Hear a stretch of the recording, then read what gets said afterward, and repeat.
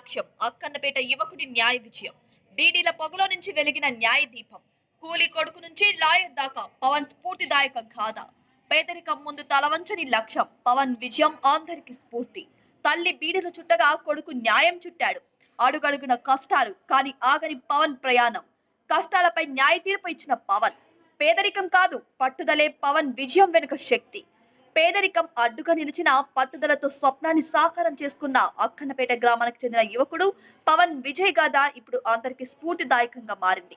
బీడీలు చుట్టి కూలీ పనులు చేస్తూ కుటుంబాన్ని పోషిస్తున్న లక్ష్మణ్ శైలజ దంపతుల పెద్ద కుమారుడైన పవన్ ప్రభుత్వ పాఠశాలల్లోనే చదువుకున్నారు. ఆర్థిక ఇబ్బందులు ఉన్నప్పటికీ తల్లిదండ్రుల త్యాగం, తన కృషితో డిగ్రీ పూర్తి చేసి వరంగల్ కాకతీయ యూనివర్సిటీలో న్యాయ విద్యను కొనసాగించారు. తాజాగా హైకోర్టులో న్యాయవాదిగా సర్టిఫికేట్ అందుకున్న పవన్ తన కుటుంబానికి, గ్రామానికి గర్వకారణంగా నిలిచాడు.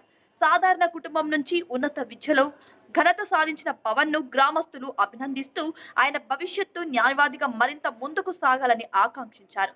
పేదరికం మనల్ని వెనక్కి లాగదు, దాన్ని జయించే ధైర్యం ఉంటే చాలు అని పవన్ చిరునవ్వుతో చెప్పిన మాటలు అక్కడున్న ప్రతి ఒక్కరిని ప్రేరేపించాయి.